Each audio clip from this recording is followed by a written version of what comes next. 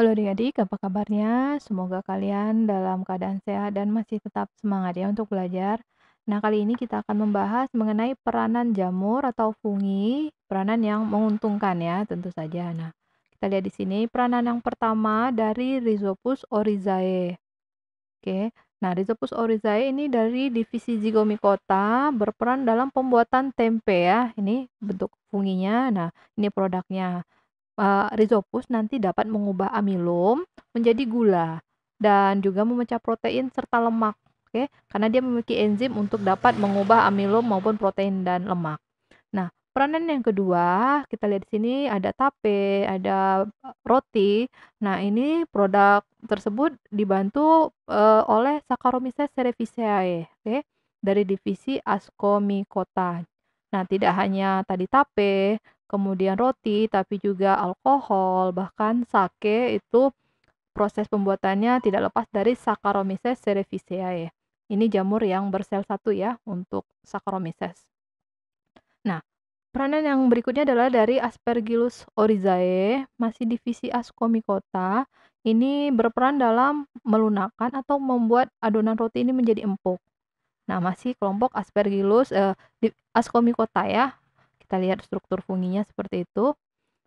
Nah, berikutnya peranan yang keempat dalam pembuatan kecap, tauco, bahkan juga sake dari divisi Ascomycota Aspergillus wentii ya, yang akan membantu proses pembuatan kecap, tauco, dan sake. Peranan kelima, Aspergillus niger, nah akan membantu dalam produksi asam sitrat, serta membantu menjernihkan sari buah. Nah, kalau kita lihat asam sitrat sendiri, seperti ini, tentu saja bersifat asam ya, asam sitrat. Nah, menambahkan rasa pada makanan. Bisa memperkuat rasa, lebih enak ya, atau bisa juga dalam proses pengawetan makanan. Juga dalam sehari-hari juga bisa untuk membersihkan sebenarnya, membersihkan lantai dan sebagainya untuk asam sitrat. Nah, keenam, peranan fungi adalah untuk pembuatan antibiotik, Penicillium notatum dan Penicillium chrysogenum ya. Masih divisi Ascomycota. Oke, kita lihat bentuknya sama strukturnya.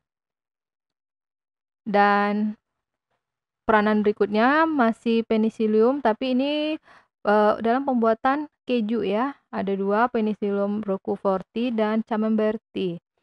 Sehingga kualitas keju menjadi lebih baik, aromanya lebih enak ya, lebih wangi. Nah, yang kesembilan, Neurospora crassa atau sebelumnya dikenal sebagai Monilia cytophila. Ini awalnya adalah Deuteromycota ya adik-adik. Tapi selanjutnya dia dikelompokkan ke dalam divisi Ascomycota ya. Nah, Neurospora crassa berperan dalam pembuatan bahan makanan ini oncom ya. Nah, berikutnya peranan fungi lainnya masih bahan makanan. Di sana ada dari kelompok atau divisi Basidiomycota. Ada shiitake, kemudian jamur tiram, pleurotus, dan jamur merang di sini, Volvariella fulvacea. Oke. Ini semuanya menjadi bahan makanan yang enak. Kemudian masih ada dari divisi Basidiomycota jamur kuping ya, Auricularia polytricha. Itu peranan fungi sebagai bahan makanan. Nah, sekarang masih merupakan peranan yang menguntungkan tapi bagi lingkungan, bahwa fungi dia berperan sebagai dia karena saprofit ya, nanti akan membantu mengembalikan kesuburan tanah. Jadi menghancurkan sisa-sisa kayu atau daun nanti menjadi mineral. Jadi dari organik menjadi anorganik, membantu pelapukan ya. Kemudian menyediakan mineral yang penting untuk kesuburan tanah. Nanti mineral dipakai lagi oleh tanaman. Oke. Peranan yang terakhir masih terhadap lingkungan ya. Di sana bahwa nanti jamur akan bersimbiosis dengan tumbuhan lain, organisme lain, nanti membentuk mikoriza. Mikoriza ini adalah struktur yang berperan dalam suplai hara bagi tanaman nanti ya.